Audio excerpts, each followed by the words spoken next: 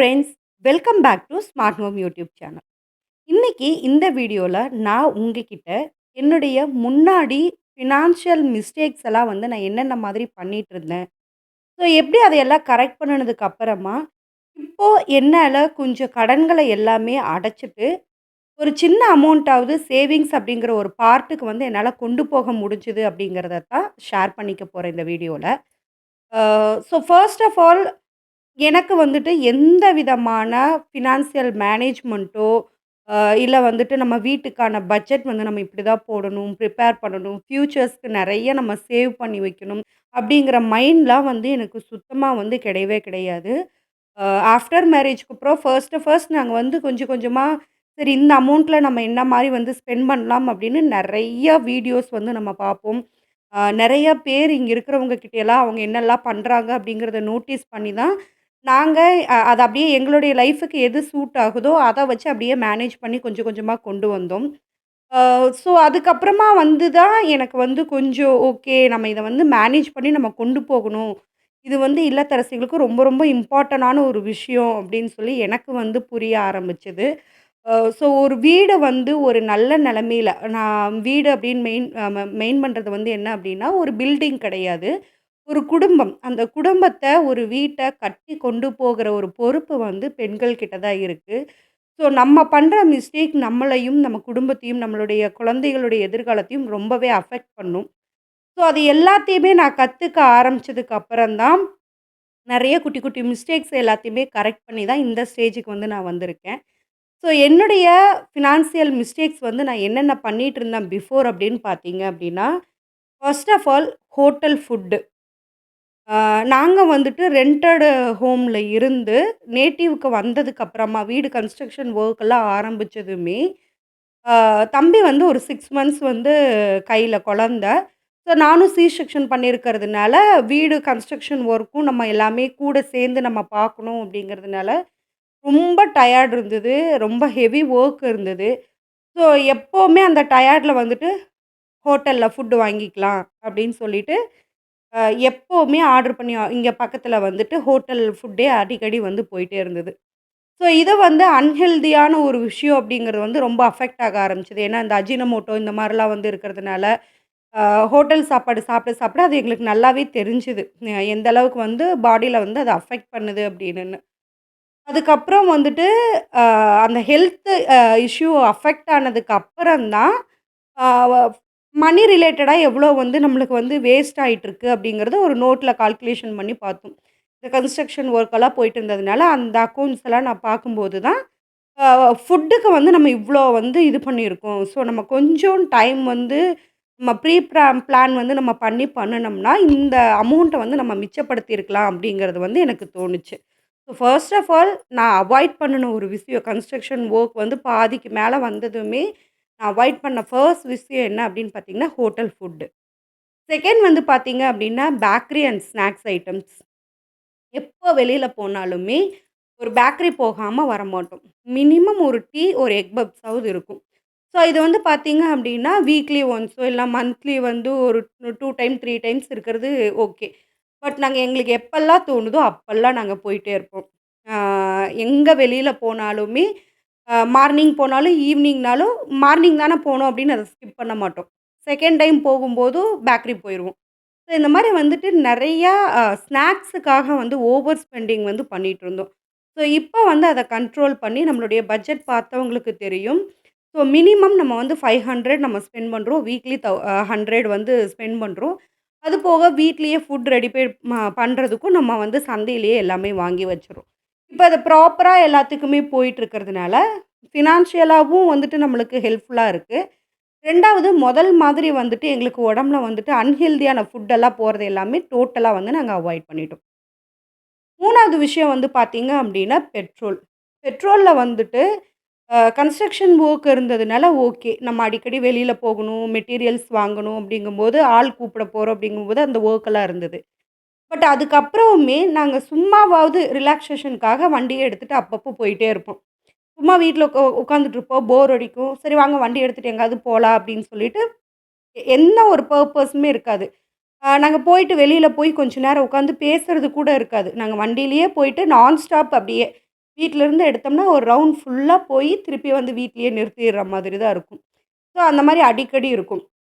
அப்புறம் ஒரு ப்ராப்பர் வந்து பிளான் இல்லாததுனால, நாங்க வில்லேஜ் சைடுங்கிறதுனால, ஒரு சின்ன ஷாப் போறதா இருந்தா கூட, நாங்க எதுவுமே இந்த கிராசரி எல்லாம் மொத்தமா வாங்கி வைக்காதனால, அடிக்கடி கடைக்கு நாங்க எடுத்துட்டு போற மாரி இருக்கும்.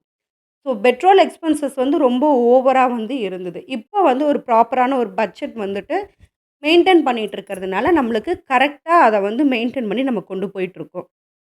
என்னுடைய பட்ஜெட் வீடியோ வந்துட்டு நம்ம சேனல்ல ஆல்ரெடி வந்து போஸ்ட் பண்ணியிருக்கோம். அது பார்க்காதவங்களுக்கு டிஸ்கிரிப்ஷன்ல வந்து லிங்க் குடுக்குறேன். ஸோ கண்டிப்பா வாட்ச் பண்ணி பாருங்க. ஏதாவது ஒரு சின்ன விஷயமாவது உங்களுக்கு வந்து ஹெல்ப்ஃபுல்லா இருக்கும். நீங்க வேற என்ன மெத்தட்ல வந்துட்டு பட்ஜெட் வந்து ஃபாலோ பண்றீங்க அப்படிங்கிறது டிப் வந்து இருந்துச்சு அப்படின்னா, மறக்காம கமெண்ட் செக்ஷன்ல வந்து பின் பண்ணுங்க. அது நெறைய பேருக்கு வந்து ஹெல்ப்ஃபுல்லா இருக்கும். அண்ட் நெக்ஸ்ட் வந்து பார்த்தீங்க அப்படின்னா, நான்வெஜ். நான்வெஜ்ஜ பொறுத்தவரைக்கும் எங்களுக்கு என்ன அப்படின்னா, எப்ப சேலரி கிரெடிட் ஆனாலுமே, ஃபர்ஸ்ட் பேமெண்ட் வந்துட்டு நான்வெஜ்ஜுக்கு போயிரும். சேலரி வந்ததும் சேலரி ஏடிஎம்ல எடுக்கிறதுக்கு போகும். எடுத்துட்டு வரும்போதே, போகும்போதே நாங்க யோசிச்சுருவோம். ஓகே வரும்போது வந்து ஒரு 1/2 கேஜி இல்லன்னா 1 கேஜி சிக்கன் எடுத்துறலாம். இல்ல வேற ஏதாவது வாங்கிட்டு வந்துரலாம் அப்படிங்கிற மாரி ப்ரீ பிளான்லயே நாங்க போயிருவோம். ஸோ ஃபர்ஸ்ட் சேலரி வந்த உடனே போறது நான்வெஜ்ஜுக்கா தான் இருக்கும். ஸோ அத வந்து நாங்க அந்த அந்த ஒரு விஷயத்த வந்து மாத்தணும் அப்படின்னு நெனச்சோம். நம்மளுடைய உழைப்பு, நம்மளுடைய கையில 30 நாள், 31 நாள் உழைச்ச உழைப்பினுடைய பலன் வந்து நம்ம கையில கிடைக்குது. ஸோ அத வந்து நம்ம கடவுளுக்கு முதல்ல தேங்க் பண்ணி, நம்ம அந்த உழைப்ப மதிச்சுட்டு, அதுக்கப்புறமா நம்ம ஸ்பெண்ட் பண்ணலான்னு எப்ப நாங்க வந்து ஹஸ்பண்ட் அண்ட் ஒய்ஃபும் ஒரு முடிவு எடுத்துட்டு நாங்க அத பிராக்டிஸ் பண்ண ஆரம்பிச்சோமோ, அப்ப இருந்தே எங்களுடைய ஸ்பெண்டிங் வந்து கண்ட்ரோல் பண்றதுக்கு வந்து நாங்க ஆரம்பிச்சுட்டோம். இப்ப வந்து நீட்டா வந்து எங்களுக்கு போயிட்டுருக்கு.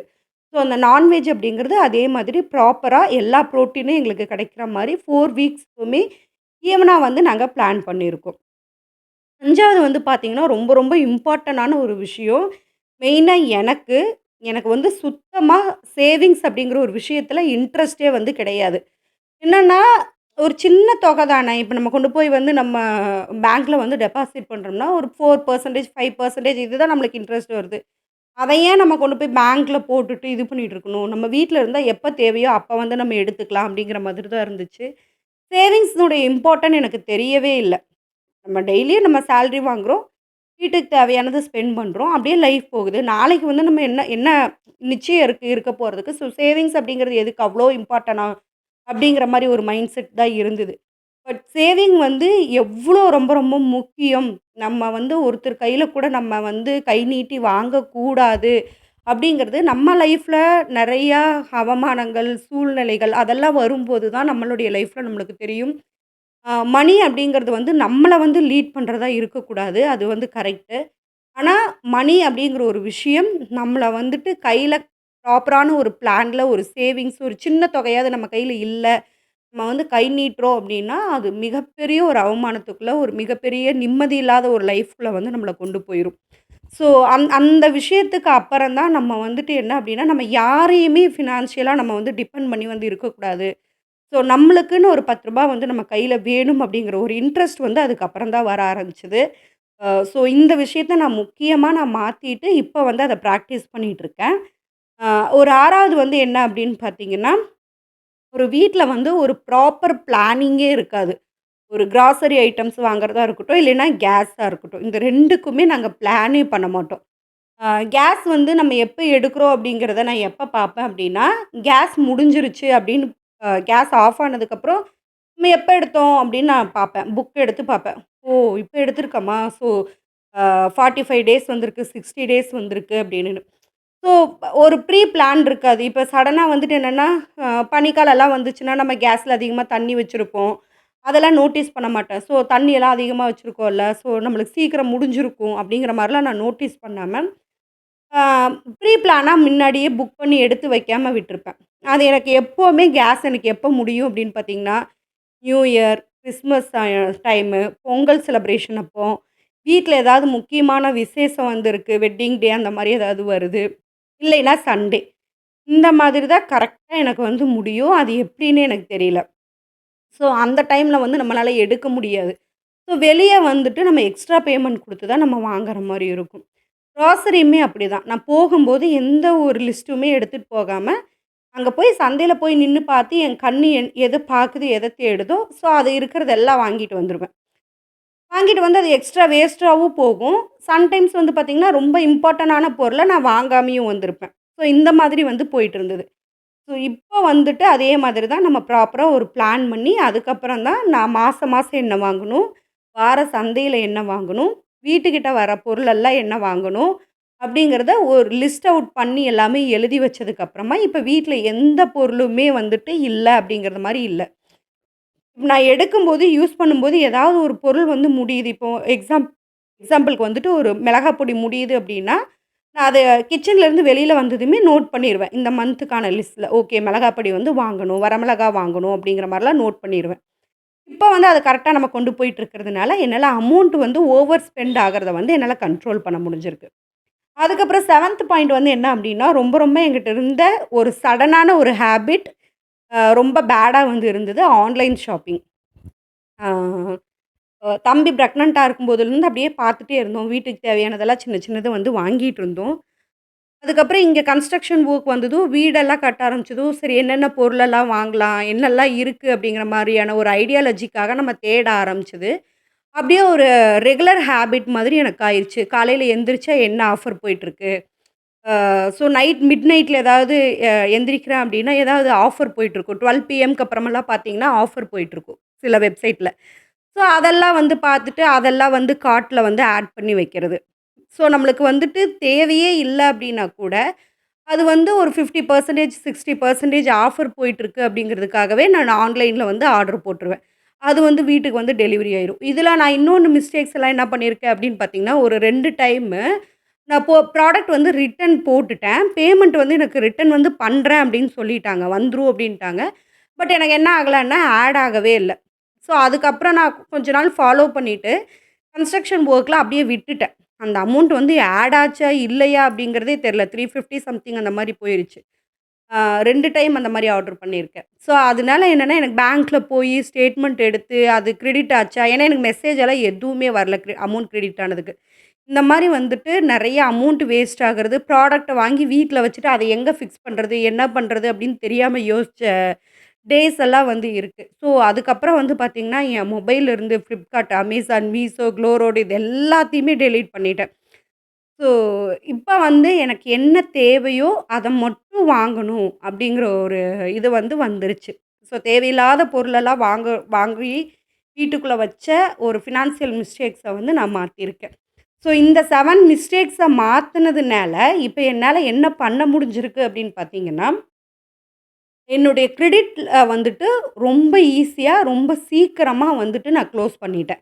ஸோ இதிலிருந்து சேவ் ஆன எல்லா அமௌண்ட்டுமே என்னுடைய கிரெடிட்ட க்ளோஸ் பண்றதுக்கு வந்து ஹெல்ப்ஃபுல்லா இருந்தது. ஆ நான் ஆல்ரெடி வீடியோல சொல்லியிருக்கிற மாரி இந்த இயர் வந்து மிடில்லயே வந்துட்டு என்னுடைய கடன் எல்லாமே க்ளோஸ் ஆயிரும். ஸோ இதுக்கப்புறம் வந்துட்டு நான் என்னுடைய சேவிங்ஸ் அப்படிங்கிறத வந்து நான் ஸ்டார்ட் பண்ணியிருக்கேன். அ அது வந்து எனக்கு இப்போ இன்னொரு 2, 3 மந்த்ஸ்ல வந்துட்டு எனக்கு ஒரு பெனிஃபிட் வந்து கிடைக்கும் அப்படிங்கிறத எக்ஸ்பெக்ட் பண்ணிட்டு இருக்கேன். கண்டிப்பா அது வந்துருச்சு அப்படின்னு சொன்னா, நான் உங்களுக்கு அத நான் எக்ஸ்ப்ளைன் பண்றேன். நெக்ஸ்ட் வரக்கூடிய வீடியோஸ்ல. ஸோ என்னுடைய கடன் வந்து அடைஞ்சிருக்கு. என்னுடைய சேவிங்ஸ் அப்படிங்கிறத வந்து நான் ஸ்டார்ட் பண்ணி கொண்டு போய் மூவ் ஆன் பண்ணிட்டு இருக்கேன் அப்படிங்கிறதான் என்னுடைய மிஸ்டேக்ஸ்ல இருந்து நான் வந்து எனக்கு கிடைச்ச ஒரு பெனிஃபிட்.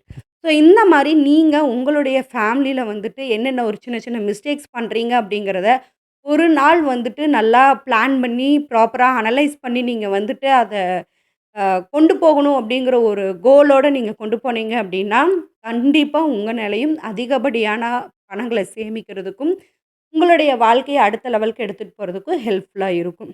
ஸோ இந்த வீடியோ உங்களுக்கு ஹெல்ப்ஃபுல்லா இருந்துச்சுன்னா, மறக்காம ஒரு லைக் பண்ணிக்கோங்க. அண்ட் கமெண்ட்ல வந்துட்டு ஒரு ஹார்ட்டின் சிம்பிள் வந்துட்டு கமெண்ட் பண்ணுங்க. ஸோ நெக்ஸ்ட் வீடியோல பார்க்கலாம். பாய்.